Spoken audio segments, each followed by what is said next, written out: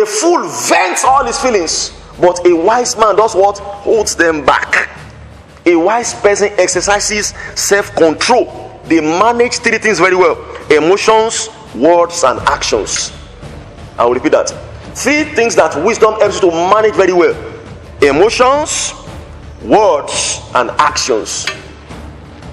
Those are the three areas where you need to exercise self-control: your emotions, your words, and your actions. If you can control these three very well, oh, you are a wise man. They are able to control their emotion. They are able to manage their emotion. They don't allow their emotion to manage them. Let me tell you one truth. It's not every time. I want to say today, go to me anyway. I'm even saying it openly. If you think it is every time, maybe Bode can bear me witness. It is not every time that pastors feel like preaching. It's not every time. You just wake up and we have to preach this morning. You just don't feel like preaching. But maturity and wisdom demands that you must do it. So you must manage that emotion. Even though I don't feel up to it at that hour, I don't feel like doing that hour, but I just have to do it. So we don't do things by how we feel. We do things by what we know is right. Hello. We don't do things by how we feel. We do things by what we know is right. Let me make that clear to you again. We don't do things by how we feel. We do things by what we know is right. So we don't do something because we feel like doing it, but we do it because we know it is the right thing to do. Now let me tell you something. It's not every time I feel like praying. Oh, it's not every time. But you have to discipline yourself. I must pray.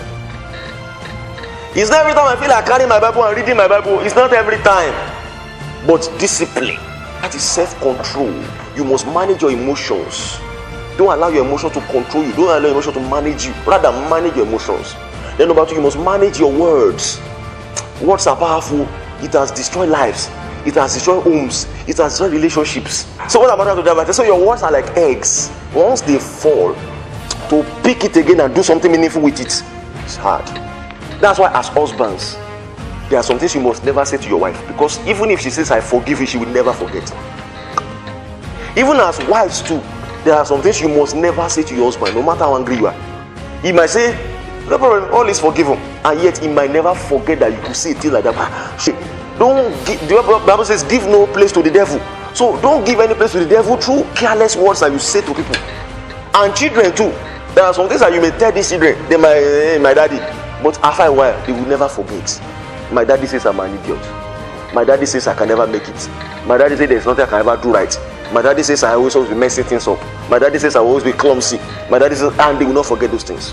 And if care is not taken, they might grow up with that kind of thing, because you are not careful with the words you are telling your children. And